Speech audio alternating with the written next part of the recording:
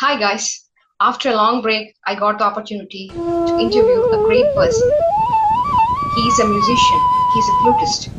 He's from Sweden, but his soul belongs to classical Indian music. He plays flute with divinity and with passion, just like Lord Krishna. And we really had a magical and musical conversation. I hope you enjoy that.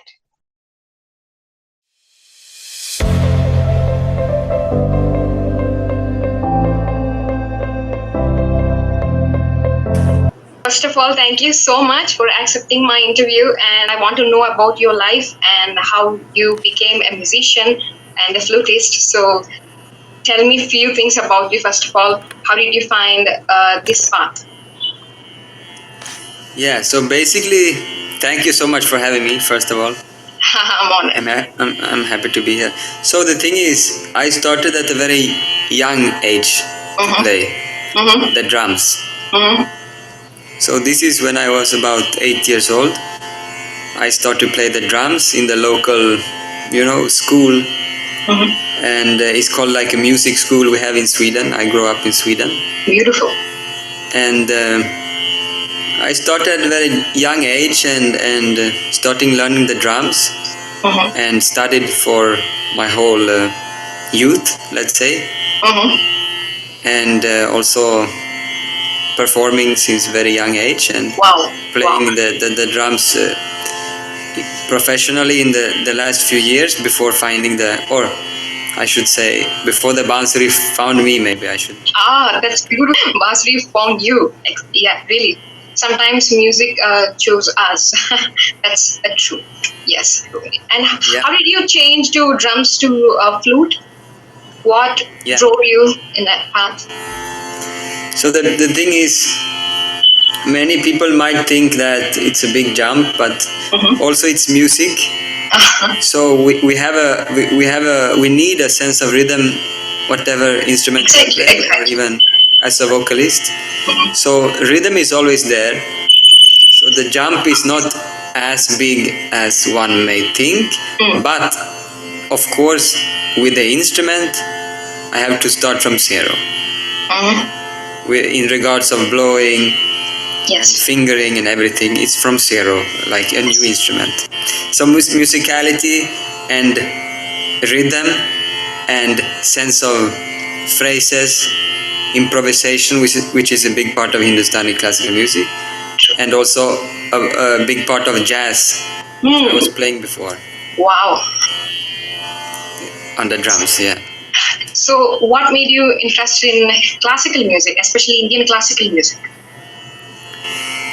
Yeah, it's a funny story because actually I was pretty clear when I started with the Bansuri that I would not play classical music, Indian classical music, because the little I knew was that it was very huge subject and too much, too difficult, all that. So actually I was kind of I fell in love with the instrument. So let me tell you the story. Maybe it's interesting for the. Of course, go ahead. I would love to hear that. So basically, I was in India for the first time, and it was a project. I was going to teach improvisation on percussion, and I was in this music store, and I saw this very, very simple piece of bamboo on the shelf, nicely put, it's different sizes and nice color binding and stuff. So I approached the instrument, I picked it up, and then somebody approached me to say because I tried something, but can take some time. It's not immediate as other instruments. If you have a drum, you hit it, you have the sound, right? Yes. If you have a guitar, you hit the string, a sound will come. At least the sound will come. Yes, but this instrument is not like that. Indeed. So he saw me struggling, I think, and he approached me, and he said, "Do you want me to show you? I know how to play a bit." And I said, "Yes, sure, okay." And then he showed me, and I just got a little bit sound, and I get so curious, but then again it's gone. I struggle a little bit in the music shop. I say, I buy this instrument. It's so light, it's so simple, easy. I can just, put it in my pocket basically. So I take it, and from there, I walked out of the shop trying. And since then, basically, I just kept playing. And I was, I had this idea, I remember, that classical music, because I saw somebody playing the violin or something with the tabla. Sounds very difficult, and a lot of, it's not easy to just approach. But so I said, I will play some maybe folk melody. I listened a little bit, it's nice. And anyway, the instrument really spellbound me, let's say. Wow, like it touched your soul. Yeah, I can totally feel that.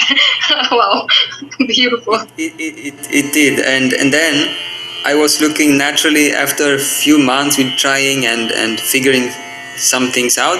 Naturally, I was looking for a teacher. Wow.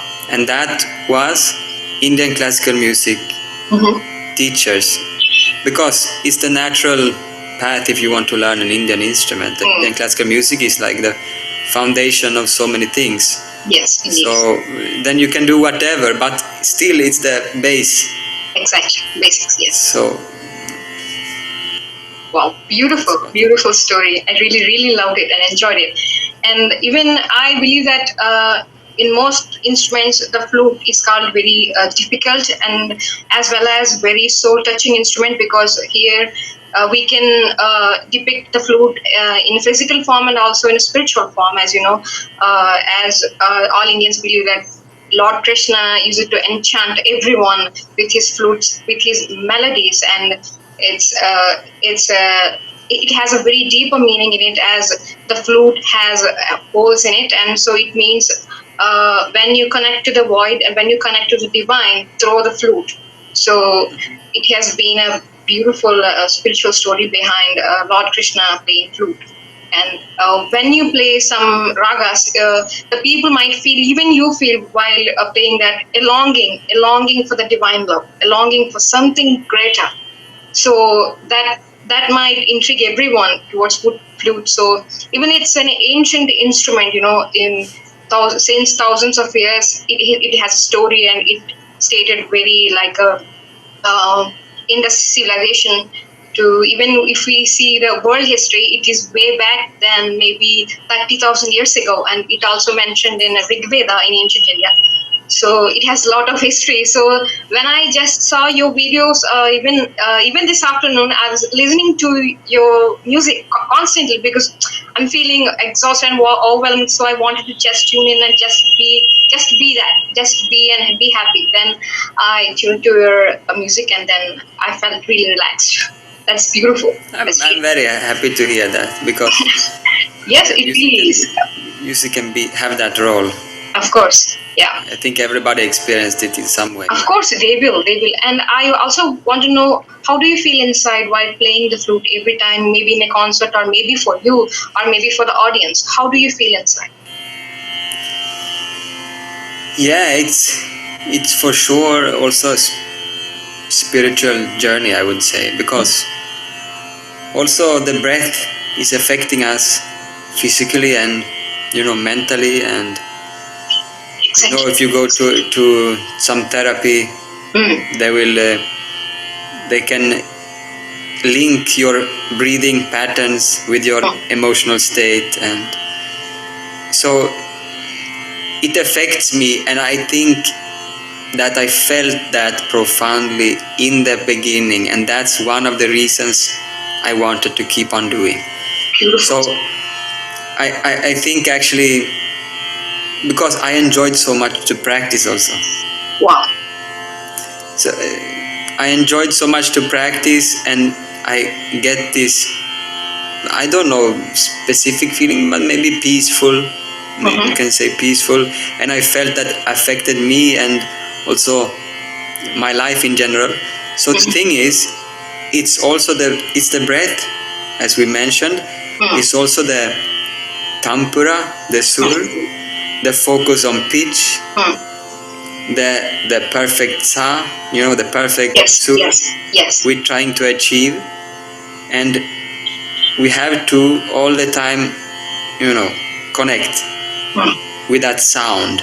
And sound is abstract. Sound is something before words, something before meaning, even, is before logical thought.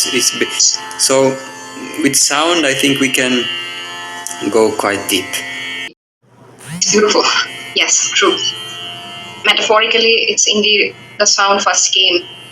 Before that, all those material things manifest around you. That's true. That's beautiful. That's a beautiful concept, indeed. But that's incorporated in your culture, not so much in my culture. Yes. But nowadays, I can see that in maybe in quantum physics. Maybe nowadays, I can see the ancient Indian culture is now being everywhere, and everyone is understanding now what it is than before. Maybe just 20 years back, everyone struggled to understand what the ancient Indian culture is. Maybe everyone thought it's just a religion, somewhat like that. But now it's understanding that it's a way of a daily life and it's a way of living. And I believe that. I don't believe in religions and all of that stuff, but I believe in living life, music. It's all about that. Vibration. Sound. Yes, indeed. Vibrations, frequency. Yes, frequencies, indeed. And how do you approach? Indeed. I felt that. Even I usually discuss these a lot with my brother. Actually, he's a filmmaker. He's now working as assistant director here in India. And actually, because of him, his name is Vishwanath. And because of him, I got interested in flute because he used to buy a lot of flutes. You can see there, it's all his flutes. But he didn't get to learn since childhood because we are from a village. But now he took a filmmaking path as well. But in future, he will definitely give it a try because he loves flute. And I really wonder, how do you practice? Do you practice any breath work, any breath techniques to hold long breaths while playing the flute?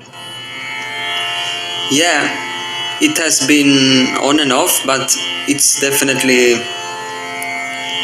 it's a good routine when you play the flute to have some kind of breath work. This kind of exercises. Yes. It will affect. Like, I have done a lot of exercises in the morning, especially, and then also you can have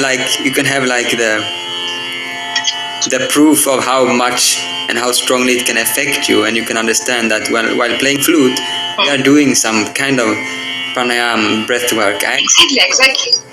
Yes.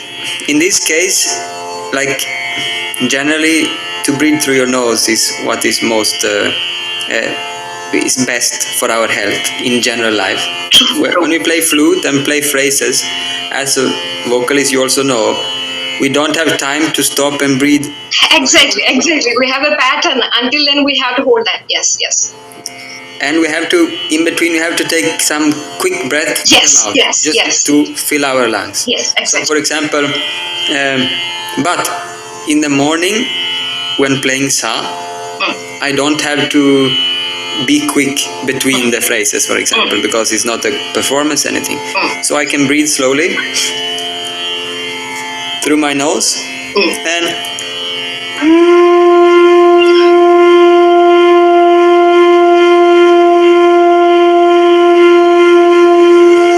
and I try to prolong and I breathe through my nose and I breathe out. Just like, I'm sure there is some exercise where you breathe slowly through your nose and then you kind of, I don't know, you breathe slowly out anyway. The thing is, when we breathe slowly out, that's the power, because it calms the nerve system, it expands the blood vessels and all that. You feel relaxed. Because people are breathing like very much up, and so it's like you will do it even if you don't do any pranayama breath work, you will do while playing. If you do correctly, of course somebody can do little strange, but if you have guidance and you do correctly, and you open your diaphragm, you open your rib cage and the lungs, expanding lungs, exactly. If you're breathing, playing like this, then it feels good. True. So we are doing, I think it's a very good idea. If you are a vocalist or flutist, you're using, even for everybody, it's very good. Yes, true. Pranayam, breath work, especially in the morning, you wake up, you start the system. Or maybe before going to bed also is good. But it's to balance everything. But when we play the flute or when we sing, we have to get into it, because you cannot be a good singer or flutist if you don't have a awareness of your breath, because the breath is what's is playing, basically the air is playing the flute. Yes. Even when I get nervous or anxious, I just tell myself to breathe deeper, because it's breath. Everything is breath. It's controlling the breath even while singing or even playing flute. And yes, I really feel that even when we take long breaths, and like if we play flute, like if we take short breaths, it will cut it off like that. Even playing the flute, it's a total amazing thing. Yes. I totally get it. You're right. Everybody knows, like when you are stressed, breathe slowly, breathe deeply, because it comes short and it comes high. Exactly. That's the tendency. So we want to. So then we try to minimize the. Of course, we end up in stressful situations. But if we have that awareness, we can come back. Yes. We know, and then you see, the stress might be here, but it affects here. Yes. If you control here, it affects here. So you don't have to control here to be relaxed. You control from here, you become relaxed. So you be less stressed, but you take from the other way. Does it make sense? Do you understand? Yes, I point. Yeah. So it's a powerful tool, let's say. Yeah, truly. And then, how do you approach learning new pieces? It will be challenging to learn new ragas every time. So, how do you approach that? How do you see that? Yeah, I'm learning right now from a wonderful vocalist, Sangborti Das, in Kolkata, and she is. I think it's very interesting process now to learn from a vocalist when playing flute, because in flute we have the possibility to play more towards vocal style, and we have the possibility to play more towards the instrumental style, because we can play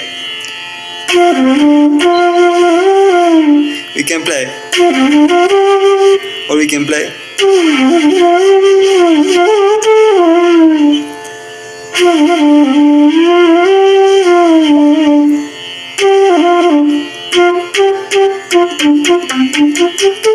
we can very sharp play, or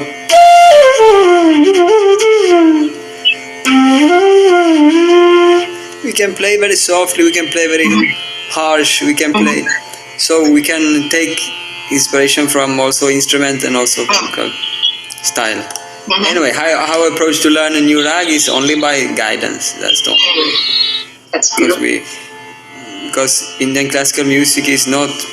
You cannot take the paper, read something. Exactly, it's like an ocean, I think. We need guidance. And I would love to hear a beautiful raga of yours. Which is your favorite raga to play every time?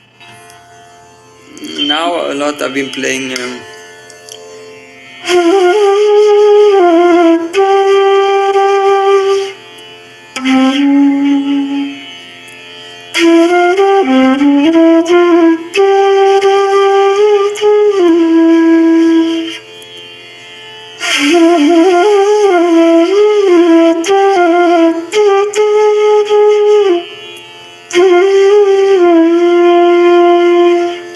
Kirvani. I've been playing a lot lately. Beautiful.